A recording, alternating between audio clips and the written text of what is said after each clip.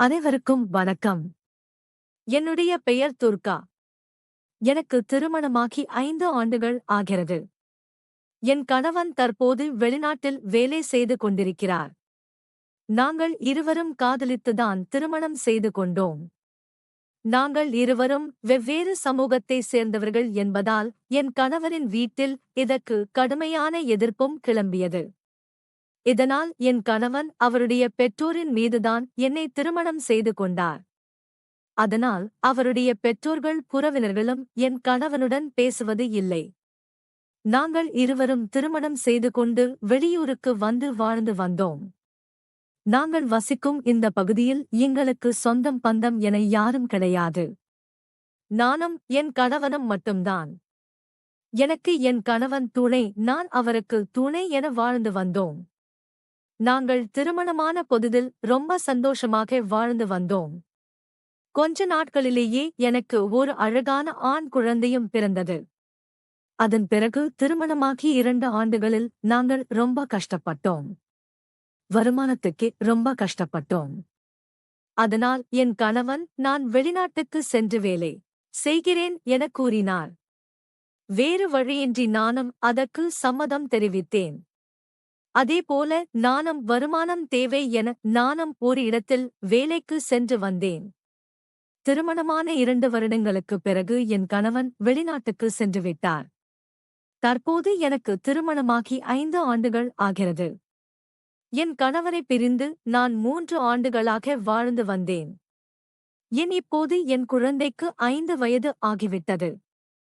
நானும் என் கணவனும் காதலித்து திருமணம் செய்து கொண்டதால் என்னோட ஆசைகளை தணிக்க எனக்கு வேறு ஒரு ஆண் கூட படுக்க மனமில்லை. எனக்கோ அவர் அனுப்பும் பணம் இருக்கிறது. பாசத்திற்கு மகன் இருக்கிறான். ஆனால் அன்பாக பேச, ஆறுதலாக பேச ஒரு துணை இல்லை என்பதால் நான் தினமும் அதற்காக வருந்தினேன். ஆனால் காலப்போக்கில் நான் அதிலிருந்து மீள முயற்சி செய்து எப்படியோ அதிலிருந்து மீண்டும் வந்துவிட்டேன். நான் எவ்வளவுதான் மனதளவில் மீண்டாலும் கூட என் உடலோ இன்னொரு ஆணை தேடியது. கிட்டத்தட்ட 3 ஆண்டுகளாக கணவனை பிரிந்து வாழும் எனக்கு ஒரு ஆண்மகன் தேவைப்பட்டான். எனவே எனக்கு பின்னாடி எந்தவிதமான தொந்தரவும் இல்லாமல் இருக்குமாறு ஒரு ஆணை நான் தேடிக் கொண்டிருந்தேன். நான் வேலை செய்யும் இடங்களில் கூட ஆண்கள் வேலை செய்கிறார்கள். ஆனால் எனக்கு பிடித்தாதது போல யாருமே இல்லை. ஒரு சில ஆண்கள் இருந்தாலும் கூட, அழகாக இருந்தாலும் கூட அவர்கள் தொப்பையும் கிப்பையுமாக இருப்பார்கள். இதனால் எனக்கு அவர்களை பிடிக்கவும் இல்லை. அப்போதுதான் எனக்கு ஒரு யோசனை வந்தது. நான் பொதுவாக வேலைக்கு என்னுடைய இருசக்கர வாகனத்தில்தான் செல்வேன். ஒருமுறை எனக்கு உடல்நிலை சரியில்லாததால் நான் அருகில் இருக்கும் ஒரு ஆட்டோவில் சென்று வந்தேன். அந்த ஆட்டோ ஓட்டுநருக்கு எப்படியும் வயது 45 இருக்கும். ஆனால் எனக்கு பார்க்கவோ அந்த அளவுக்கு வயதாக தெரிய மாட்டார். எனக்கோ தற்போது 28 வயதுதான் ஆகிறது. ஆனால் அவரை பார்த்தால் 45 வயது மாதிரி தெரியாது. ஒரு இளைஞனைப் போலதான் இருப்பார். கொஞ்சம் ஃபிட்டாகவும் இருப்பார். தொப்பை எல்லாம் அவருக்கு இருக்காது. எனவே நான் அவருடன் தனிமையில் இருந்து என்னுடைய தாகத்தை தீர்த்து கொள்ள நானும் முடிவு செய்தேன். எனவே வேண்டுமென்றே எனக்கு உடல்நிலை சரியில்லை. மருத்துவர் 1 வாரம் வண்டி ஓட்ட வேண்டாம் என்று அறிவுரை கூறியுள்ளார் என்று சொல்லி அந்த ஆட்டோ ஓட்டுநரை தினமும் என்னை வந்து காலையிலும் மாலையிலும் வந்து அழைத்து செல்லுமாறும் நான் கூறியிருந்தேன். அவரும் என்னை அழைக்க சம்மதித்தார். ஆட்டோவில் வரும்போது அவரை என் குடும்பத்தை பற்றி விசாரித்து கொண்டு வருவேன். அவருடன் நல்ல ஒரு பழக்கமும் ஏற்பட்டது. அவருடைய குடும்பத்தை பற்றி விசாரிக்கும்போது அவருக்கும் அவருடைய மனைவிக்கும் கருத்து வேறுபாடு ஏற்பட்டு அவருடைய மனைவி குழந்தைகளை அழைத்து கொண்டு தனியாக சென்றுவிட்டதாகவும் தற்போது பல வருடங்களாகத்தான் தனிமையில்தான் வசித்து வருவதாகவும் அவர் கூறினார். இதை கேட்கும்போது வருத்தமாக இருந்தாலும் கூட எனக்குள் ரொம்ப சந்தோஷமாக இருந்தது. அவரும் என்னைப் போல மனைவியை பிரிந்துதான் வாழ்ந்து வருகிறார். அதனால் அவருக்கும் உடல் தேவை இருக்கிறது. அதனால் அவரை சுலபமாக என்னுடைய வழிக்கு கொண்டுவர முடியும் என நானும் தீர்மானித்தேன். இதனால் அவருடன் நீண்ட நேரம் செலவழிக்க வேண்டும் என்பதற்காக நானும் வறுமழியில் ஏதாவது வீட்டிற்கு வாங்க வேண்டும் என்றால் கூட அவர் கடையில் நிப்பாட்டி வாங்குவேன். அதற்கு கூட அவர் எந்தவிதமான வெயிட்டிங் சார்ஜும் வாங்க மாட்டார். இப்படியே 4 நாட்கள் ஓடியது. அவரை எப்படி என்னுடைய வழிக்கு கொண்டு வருவது என நானும் யோசித்தேன். அப்போதுதான் எனக்கு ஒரு யோசனையும் தோன்றியது. எங்கள் வீட்டில் பீரோவை தள்ளி வைக்க வேண்டும். உதவிக்கு யாரும் இல்லை. நீங்கள் வந்து தள்ளி வைக்க உதவ முடியுமா எனவும் நானும் கேட்டேன். அவர் இதில் என்ன இருக்கிறது, கண்டிப்பாக உதவுகிறேன் என்று சொன்னார். எனக்கு எதுக்கு இந்த அளவு தைரியம் வந்தது என்றால், என்னுடைய சொந்த பந்தம் உறவினர்கள் யாரும் அக்கம் பக்கத்தில் கிடையாது. அதனால் நான் தைரியமாக யாரை வேணுமானால் என்னுடைய வீட்டுக்கு அழைத்து வரலாம். அந்த தைரியத்தில்தான் அவரை நான் வீட்டுக்கு அழைத்தேன். அவரும் உடனே சம்மதம் தெரிவித்தார். எனக்கும் சந்தோஷமாக இருந்தது. என்னுடைய மகனும் என் அம்மா வீட்டில்தான் அந்த சமயத்தில் இருந்தான். எனவே நான் இவரை உள்ளே அழைத்துச் சென்றேன். அவரை நான் ஹாலில் அமர வைத்துவிட்டு குடிக்க ஏதாவது கொண்டு வருகிறேன் என்று சொல்லி கூல் ட்ரிங்க்ஸை எடுத்து வந்து அவரிடம் கொடுத்தேன். இதை குடித்துக் கொண்டிருங்கள். நான் முகங்களை கழுவிவிட்டு சேலையை மாற்றிவிட்டு வருகிறேன் என சொல்லிவிட்டு ரூமுக்குள் சென்றேன். சேலை எல்லாம் கலட்டிவிட்டு நைட்டியை மாற்றிக் கொண்டேன். நான் என்னுடைய ஆடைகளை, குறிப்பாக ஜாக்கெட், பாவாடை, பிரா என அனைத்தையுமே கலட்டிவிட்டு மெத்தையின் மேலே போட்டு இருந்தேன். அவர் உள்ளே வந்து பிறவை தள்ள வரும்போது இதையெல்லாம் அவர் பார்க்க வேண்டும். இதனால் அவருக்குள் உணர்வுகள் தூண்ட வேண்டும் என்பதற்காகவே நான் இப்படி செய்தேன். அதன் பிறகு நான் ஐடியை போட்டுக்கொண்டு வெளியே வந்தேன். அவரிடம் நீங்கள் குடித்து விட்டீர்களா என்று கேட்டேன். அவரும் குடித்துவிட்டேன் என்று சொன்னார். அவரிடமிருந்து கப்பை வாங்கும்போது அவரை தொட்டு அவருடைய கையை தொட்டு நான் கப்பை வாங்கினேன். இது மூலமாக அவர் புரிந்து கொள்வார் என்று நினைத்தேன். ஆனால் அவருக்கு புரிந்தாலும் கூட அவர் அதை வெளிக்காட்டவில்லை. அதன் பிறகு வாங்க வீரவை நகட்டலாமா என்றும் கேட்டேன். அவரும் கண்டிப்பாக நகட்டலாம் என்று சொன்னார். மேடம், எந்த ரூம் என்று கேட்டார். நானும் இந்த ரூம் தான் என்ன? என் படுக்கை அறைக்கு அவரை அழைத்துச் சென்றேன். அங்கே மெத்தையில் நான் கலட்டி போட்டிருந்த என்னுடைய உள்ளாடைகளும் இருந்தது. இவர் பார்க்கிறாரா என்றும் நானும் பார்த்தேன். நான் நினைத்தது போலவே அவரும் பார்த்தார். பீரோவை பக்கத்து ரூமிற்கு எடுத்துச் செல்ல வேண்டும் என்றேன். தரையில் கோடு விழக்கூடாது என்று சொன்னேன். அதனால் கால் மிதியை போட்டு அதன் மேலே பீரோவை நகட்டி வைத்தோம். மெதுவாக பீரோவை நகட்டி கொண்டே கொஞ்சம் கொஞ்சமாக போனோம். அப்பொழுது நான் என்னுடைய நைட்டியை முழங்கால் வரைக்கும் தூக்கி கட்டி நடந்தேன். என்னை கண்ணாடியில் பார்த்தால் எனக்கே மூடு வரும். அந்த அளவுக்கு நான் ரொம்ப அழகாக இருப்பேன். அந்த நைட்டி நிறத்திற்கும் என்னுடைய காலின் நிறத்திற்கும் ஆனை சுண்டி இழுக்கும். அவர் அதை பார்ப்பதை நான் கவனித்துக் கொண்டே வந்தேன். ஒரு வழியாக பூரோவையும் உள்ளே வந்து வைத்துவிட்டோம். அவரோ நான் கிளம்பட்டுமா மேடம் என்று சொன்னார். நான் அதுக்குள்ளே கிளம்புறேன் என்று சொல்கிறாரே, என்ன செய்வது என்று நான் யோசித்தேன். அப்போது நான் அவரிடம் கட்டிலையும் கொஞ்சம் நகர்த்தி வைக்க வேண்டும் என்றேன். அவரும் சரி என்று வந்தார். அதன் பிறகு இந்த முறை எப்படியாவது அவரை நாம் வழிக்கு கொண்டு வர வேண்டும் என்று நான் என்னுடைய நைட்டியின் ஜிப்பை கலட்டி விட்டேன். எப்படியும் நான் குனிந்து கட்டிலையை நகட்டும்போது அவர் கண்டிப்பாக என்னை பார்ப்பார். அப்போது அவருக்கு என் மீது ஆசை வரும். அதன் பிறகு அவரோடு நான் சந்தோஷமாக இருந்து கொள்ளலாம் என நானும் நினைத்தேன். அதேபோல அவரை நீங்கள் முன்னே அவரும் எனக்கு முன்னால் நடந்து செல்ல, என்னுடைய பெட்ரூமுக்கு முன்னால் நடந்து செல்ல, பின்னால் வந்த நான் நைசாக என்னுடைய நைட்டியின் ஜிப்பை கலட்டி விட்டேன். அதன் பிறகு நாங்கள் இருவரும் சேர்ந்து கட்டிலை நகட்டினோம். நான் நினைத்தது போலவே நான் அவருக்கு தரிசனம் காட்ட அவர் அதை கவனித்து விட்டார். இருந்தாலும் இருந்த போதிலும் கூட அவர் அதன் பிறகு எந்தவிதமான முயற்சியும் செய்யவில்லை. என்னை அடைய அவர் எந்தவிதமான நடவடிக்கையிலும் ஈடுபடவில்லை. நானும் பல வழிகளில் அவருக்கு சிக்னல் கொடுத்து பார்த்தேன். ஆனால் அவர் என்னுடைய வழிக்கு வரவில்லை. இன்னைக்கு என் மகனும் என்னுடைய வீட்டில் இல்லை. அதனால் இந்த வாய்ப்பை நான் மிஸ் பண்ணவும் விரும்பவில்லை. இவரை எப்படியாவது என்னுடைய வழிக்கு கொண்டு வந்து இவரோடு இன்னைக்கு தனிமையில் இருந்து விட வேண்டும் என நான் உறுதியாக இருந்தேன். அதனால் நான் அடுத்த கட்ட பிளானுக்கு போனேன். அவர் கிளம்புகிறேன் என்று சொன்னார்.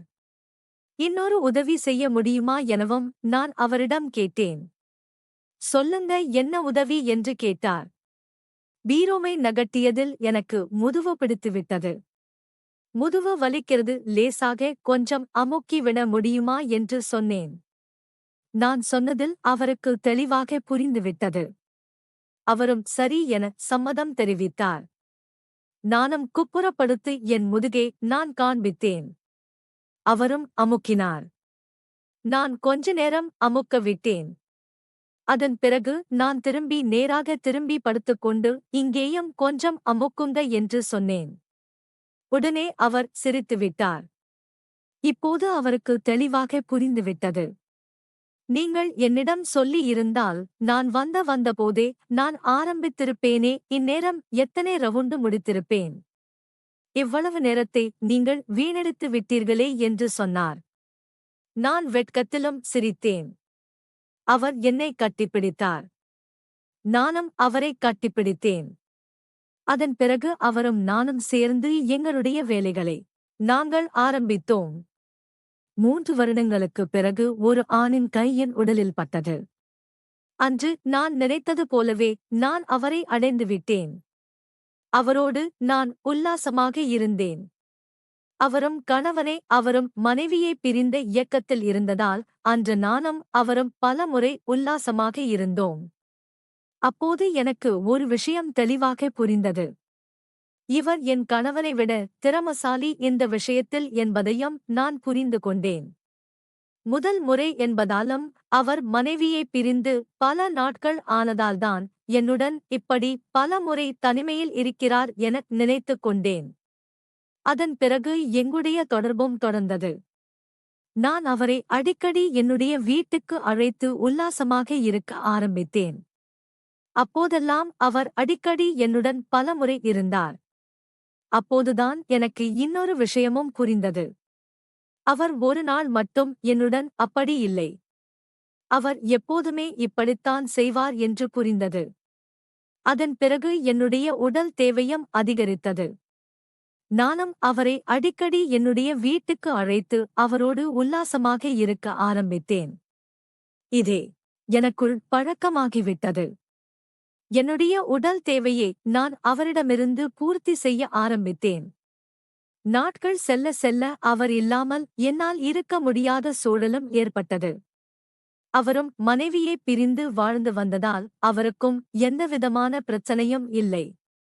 அதனால் நான் அழைத்த போதெல்லாம் என்னுடைய வீட்டுக்கு வந்துவிடுவார். என்னுடைய வீட்டுக்கு அருகில் எந்த சொந்த பந்தமும் இல்லாததால் எனக்கும் எந்தவிதமான இடையூறும் இல்லை. இப்படியே எங்களுடைய தகாதர்வு தொடர்ந்து கொண்டே இருந்தது. இந்த விஷயமானது என் கணவனுக்கும் தெரியாது. ஒரு சமயத்தில் ஒரு நாள் என்னுடைய தம்பிக்கு திருமண ஏற்பாடுகளும் நடந்தது. இந்த திருமணத்தில் என் கணவன் கண்டிப்பாக கலந்து கொள்ள வேண்டிய சூழலும் இருந்தது. அதனால் நான் என் கணவனிடம் இது குறித்து தெரிவித்தேன். என்னுடைய தம்பிக்கு திருமணம் இருக்கிறது. நீங்கள் கண்டிப்பாக வரவேண்டும். உங்களுடைய குடும்பத்தாரோடுதான் நீங்கள் எந்தவிதமான உறவும் இல்லாமல் இருக்கிறீர்கள். ஆனால் என்னுடைய குடும்பத்தாரோடு நீங்கள் உறவாகத்தான் இருக்கிறீர்கள். அதனால் நீங்கள் கண்டிப்பாக வந்தே தீர வேண்டும் எனவும் நானும் சொன்னேன். அதற்கு என் கணவனும் சம்மதம் தெரிவித்தார். என்னுடைய தம்பியின் திருமணத்தின் போது என் கணவனும் வந்துவிட்டார். அதன் பிறகு திருமணமும் நல்லபடியாக நடந்தது. என் கணவன் என்னுடைய தம்பியின் திருமணத்திற்காக ஊருக்கு வந்துவிட்டதால் நானும் ஆட்டோ டிரைவரும் சந்திக்க முடியாமலும் போனது. தினமும் அவரோடு சந்தோஷமாக அனுபவித்த என்னால் என் கணவன் வெளிநாட்டிலிருந்து வந்ததால் அவருடன் சந்தோஷமாக இருக்க முடியாமலும் போனது. எனக்கும் அதனால் இயக்கமாகவும் தான் இருந்தது. ஆட்டோக்காரனும் என்னை எனக்கு போன் பண்ணி, உன் கணவன் வீட்டிலேதான் இருப்பானா, எங்கும் வெளியே செல்ல மாட்டானா, அந்த சிறிது நேரம் கூட எனக்கு ஒரு வாய்ப்பு கொடுக்க மாட்டாயா எனவும் கேட்டுக்கொண்டே இருந்தார். நானும் கொஞ்சம் பொறுங்கள், நல்லதே நடக்கும், நான் வாய்ப்பு கிடைக்கும்போது, நேரம் கிடைக்கும்போது உங்களை நான் அழைக்கிறேன் என்று சொன்னேன். அவரும் அதற்காக காத்துக் கொண்டிருந்தார். அப்போது என்னுடைய தம்பியின் திருமணத்திற்கு வந்த என் கணவனுக்கு அவருடைய அம்மாவை பார்க்க வேண்டும் என ஆசை ஏற்பட்டது. பெற்றோரையும் உறவினர்களையும் பார்க்க வேண்டும் என ஆசை இருந்தது. அதனால் அவர் வந்து போகலாம் என்று நினைத்தார். ஆனால் இருந்தாலும் அவருடைய பெற்றோரை நேராக சந்திக்காமல் அவருடைய மற்ற நண்பர்களை மட்டும் சந்தித்து வருகிறேன் என்று சொல்லிவிட்டு அவருடைய ஊருக்கு சென்றார். அவர் ஊருக்கு செல்கிறார் என்று தெரிந்ததுமே நான் என்னுடைய காதலான ஆட்டோ டிரைவரே, வீட்டுக்கு வா, என் கணவன் அவருடைய சொந்த ஊருக்கு கிளம்புகிறார், எப்படியும் நாளைக்குதான் வருவார் என்று நாம் சந்தோஷமாக இருக்கலாம் எனவும் கூறினேன். அவரும் அதற்கு சம்மதம் தெரிவித்துவிட்டான். என் கணவனும் நண்பர்களை பார்க்க சென்றார். உடனே நான் ஆட்டோ டிரைவரை என்னுடைய வீட்டுக்கு அழைத்தேன். அதன் பிறகு நானும் அவனும் உல்லாசமாக இருந்தோம். என் கணவன் அவருடைய ஊருக்கு சென்று அவருடைய நண்பர்களை சந்தித்தார். அப்போது நண்பர்கள் வந்து, என்னடா நீ உன்னுடைய அம்மா அப்பாவோட நீ பேசாமல் இருக்கிறியே, அவங்களுடன் பேசு என்று சொன்னார்கள். இப்படி அனைவருமே உன் பெற்றோரிடம் பேசு பேசு என்று சொன்னதால் என் கணவனுக்கு அங்கு ஏன்தான் சென்றோமோ என்று தோன்றியது. இதனால் அவர் உடனடியாக வீட்டுக்கு திரும்பி வந்துவிட்டார். அவர் மறுபடியும் வீட்டுக்கு வருவார் என்று நானும் என்னோட காதலும் அறியவில்லை. நானும் அவரும் எப்போதும் போலவே உல்லாசமாக இருந்து கொண்டிருந்தோம். திடீரென என் கணவன் வீட்டுக்கு வர வீட்டில் நானும் அவரும் அரைகுறை ஆடையில் இருப்பதை பார்த்து என் கணவன் அதிர்ச்சி அடைந்தார். இதனால் என் கணவனுக்கு என்னுடைய தகாதொருவு தெரிந்துவிட்டது.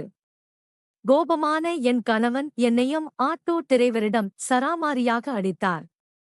நாங்களும் ஆரம்பத்தில் அவருடைய அடியை அமைதியாக வாங்கிக் கொண்டோம். ஏனென்றால் எங்களுடைய தகாதரவை அவர் பார்த்துவிட்டார். அவருக்கு கோபம் இருக்கும். அதனால் கொஞ்சம் எங்களை அடித்து அந்த தோகத்த கோபத்தை தணித்துக் கொள்ளட்டும் என நானும் என் காதலனும் அமைதியாக இருந்தோம். ஒரு கட்டத்தில் அவர் எங்களை கொலை செய்வதற்காக அடுப்படிக்கு சென்று கத்தி எடுத்து வந்துவிட்டார். இதை பார்த்த நானும் என் காதலும் அதிர்ச்சியாகிவிட்டோம். அதன் பிறகு எங்களுடைய காப்பாத்திக் கொள்ள நாங்கள் இருவரும் சேர்ந்து என் கணவனை சரமாரியாக அடிக்க ஆரம்பித்தோம். அப்போது நான் கலட்டி போட்டிருந்த என்னுடைய சேலையாலேயே என் கணவனை கழுத்தை நிறுத்து நானும் அவரும் சேர்ந்து என் கணவனை துடிக்க துடிக்க கொலையும் செய்தோம். எப்படியும் என் கணவனை உயிரோடு விட்டால் கண்டிப்பாக என்னையோ அல்லது என்னுடைய காதலனையோ கொன்று விடுவார் என்பது எங்களுக்கு தெளிவாக தெரிந்துவிட்டது. அவர் எங்களை அடிக்க மட்டும் செய்திருந்தால் நாங்கள் அவரை கொலை செய்திருக்க மாட்டோம். ஆனால் அவரை எங்களை அடித்தது மட்டுமல்லாமல் கொலை செய்யும் நோக்கத்தோடு சமையலறைக்கு சென்று கத்தியை எடுத்து வந்ததால் அவர் எங்களை எப்படியாவது கொன்று விடுவார் என்று எண்ணி அதற்கு முன்னாடியே நாங்கள் முந்தி அவரை கொன்றுவிட்டோம். அதன் பிறகு அவருடைய உடலை மறைப்பதற்காக என்னுடைய வீட்டின் பின்னாலேயே யாருக்கும் தெரியாமல் இரவு ஒரு குழியை தோன்றினோம். அங்கே என் கணவனின் உடலை போட்டு மூடிவிட்டோம். யாராவது கேட்டாலும் கூட என் கணவன் கல்யாணத்திற்காக வந்தார், திரும்ப வெளிநாட்டுக்கே சென்றுவிட்டார் என சொல்லிவிடலாம் என நாங்கள் இப்படி திட்டம் போட்டோம். அதே போலவே நான் மறுநாளிலிருந்து அதே போலவே நடந்து கொண்டேன். அன்றாட என்னுடைய வேலைகளையும் செய்து கொண்டிருந்தேன். வழக்கம் போல என் காதலையும் வீட்டுக்கு அழைத்து அவரோடு தனிமையில் இருக்கவும் ஆரம்பித்தேன். இப்படியே என் கணவனை கொலை செய்த பிறகு கூட 1 மாதம் காலம் ஓடிவிட்டது. அன்றாட எங்களுடைய வேலைகளையும் நாங்கள் செய்து கொண்டிருந்தோம். யாருக்கும் எந்தவிதமான சந்தேகமும் வரவில்லை. என் கணவன் அவருடைய பெற்றோர்களிடம் பேசாததால் எனக்கு இது நல்லதாக போய்விட்டது. அவர்களுடன் எந்தவிதமான தொடர்பும் இல்லாததால் யாருக்கும் எந்தவிதமான சந்தேகமும் வரவில்லை. ஆனால் திடீரென அன்று நான் எதிர்பார்க்காத ஒரு விஷயம் நடந்தது. அதாவது என் கணவன் அவருடைய ஊருக்கு சென்று அவருடைய நண்பர்களை பார்த்தும் கூட தங்களை வந்து பார்க்கவில்லையே என அவருடைய பெற்றோர்களுக்கு பெரும் இயக்கமாகவும் கவலையாகவும் இருந்தது. எவ்வளவு நாளுதான் மகனை பிரிந்து வாழப்போகிறோம்? நமக்கும் சாவு வரப்போகிறது. அப்படி நாம் மகனைப் பிரிந்து எண்ணத்தை நாம் அள்ளி எடுக்கப் போகிறோம் என்று மனம் மாறி அவருடைய அம்மா என்னுடைய வீட்டுக்கு வந்துவிட்டார். இருந்த போதிலும் கூட என் மாமனாருக்கு இன்னும் மனம் மாறவில்லை. என் மாமியார் மட்டும் என்னை வந்து சந்தித்து பேசி ஒரு முறையாவது என் கணவரிடம் போன் பேசிவிட வேண்டும் என எண்ணி என்னுடைய வீட்டுக்கு வந்தார். வந்ததும் என்னுடைய மகனை பார்த்தார். அதாவது அவருடைய பேரனை பார்த்ததுமே அவங்களுக்கு ரொம்ப சந்தோஷம். என் மகனோடு அவருடைய பேரனோடு என் மாமியார் கொஞ்சம் சந்தோஷமாக பேசி விளையாடி மகிழ்ந்தார். என்னிடம் என்னுடைய கணவனுக்கு போன் செய்து கொடுமா, நான் அவருடன் பேச வேண்டும் என்று கூறினார். நானும் என்ன செய்வது என்று தெரியாமல் சரி என்று போனை போடுவது போல நடித்தேன். போன் சுவிட்ச் ஆப் என வந்தது. உடனே நானோ ஏதாவது வேலையாக இருப்பார் போல, அதனால் அவருக்கு அவருடைய போன் இப்போது சுவிட்ச் ஆப் என வருகிறது. கொஞ்ச நாட்களாகவே அவருக்கு வேலை அதிகமாக இருக்கிறது. அதனால் எனக்கு இப்போதெல்லாம் வாரத்துக்கு ஒரு முறைதான் போனை செய்கிறார். அதனால் அவர் எப்போ பேசுகிறார் என்று எனக்கே தெரியாது என்று சொல்லி நானும் நாடகம் ஆடினேன். உடனே என் மாமியாரோ சரிமா, அப்படி அவன் உனக்கு போன் பண்ணானா? நான் வீட்டுக்கு வந்தேன். உங்க வீட்டுக்கு வந்துட்டேன். நான் மனம் மாறிவிட்டேன் அப்படின்னு சொல்லி என் பையனை என்கிட்ட பேச சொல்லுமா அப்படின்னு சொன்னாங்க. என்னுடைய நம்பரையும் வாங்கிக்கிட்டாங்க. அவங்களும் அவங்களுடைய நம்பரையும் கொடுத்தாங்க. நானும் என்ன செய்றது? இப்படி திடீர்னு என் கணவரை பேச சொல்கிறாரே, என்ன செய்வது? எனக்கு திக்கு திக்கு நினையிருந்தது. அப்படியே என் பேரனோடு விளையாடிக் கொண்டிருக்கும்போது திடீரென என் மகனும் வீட்டில் இருந்த என்னுடைய கணவரின் பாஸ்போர்ட்டை எடுத்து வந்து விளையாட்டுத்தனமாக என் மாமியாரிடம் கொடுத்துவிட்டான். இந்த பாஸ்போர்ட்டை பார்த்ததுமே என் மாமியார் பேர் அதிர்ச்சி அடைந்தார். என் மகன் வெளிநாட்டு சென்று விட்டார் என்று சொல்கிறாய். ஆனால் அவனுடைய பாஸ்போர்ட் வீட்டில் இருக்கிறதே. பாஸ்போர்ட் வீட்டில் இருக்கும்போது எப்படி என் மகனால் வெளிநாடு செல்ல முடியும் என என்னிடம் கிடுக்குப்பிடி கேள்வியை கேட்க ஆரம்பித்து விட்டார். நானோ இது வந்து பழைய பாஸ்போர்ட், ஏற்கனவே பழைய பாஸ்போர்ட் தொலைந்து விட்டது என்று சொல்லி உன் மகன் வேறொரு பாஸ்போர்ட்டை வாங்கிவிட்டார். அந்த பாஸ்போர்ட்டை வைத்துதான் அவர் வெளிநாட்டுக்கே சென்று விட்டார். அதன் பிறகு இந்த பாஸ்போர்ட்டும் கிடைத்துவிட்டது. அதனால் இதை குப்பையில் போட மனமில்லாமல் வீட்டில் வைத்துள்ளேன் என சொல்லி எப்படியோ நானும் சமாளித்து விட்டேன்.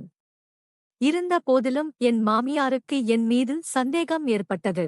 இதனால் அவர் நான் வீட்டுக்கு கிளம்புறேன் என்று சொல்லி கிளம்பினாலும் கூட அவருக்கு சந்தேகம் இருந்து கொண்டே இருந்தது. இதனால் கொஞ்ச நாட்களாகவே மகனுடனும் பேசவில்லை. அவனுக்கு போன் போட்டது தாய் என்று சொன்னாலும் கூட போன் சுவிட்ச் ஆப் என வருகிறது என்று சொல்கிறாள். போன் நம்பரை கேட்டாலும் கூட கொடுக்காமல் என்னுடைய நம்பரை மட்டும் வாங்கி வைத்துக்கொண்டு அவளுடைய நம்பரை மட்டும் கொடுக்கிறாள். அவன் மகனோடு எந்தவிதமான தொடர்பும் வைத்துக் கொள்ளக் கூடாது என நினைக்கிறாள். இப்படி இருக்கும்போது திடீரென பாஸ்போர்ட்டும் வீட்டில் இருக்கிறது என்று இப்படி பல கோணங்களில் யோசித்த என் மாமியாருக்கு என் மீது பலர்த்த சந்தேகமும் ஏற்பட்டுவிட்டது. இதனால் நேரடியாக அவர் காவல் நிலையம் சென்று புகார் அளித்துவிட்டார். இதை நானும் சற்றுக்கூட எதிர்பார்க்கவே இல்லை. இந்த வழக்கின் அடிப்படையில் போலீசார் விசாரணையை தொடங்கினார்கள்.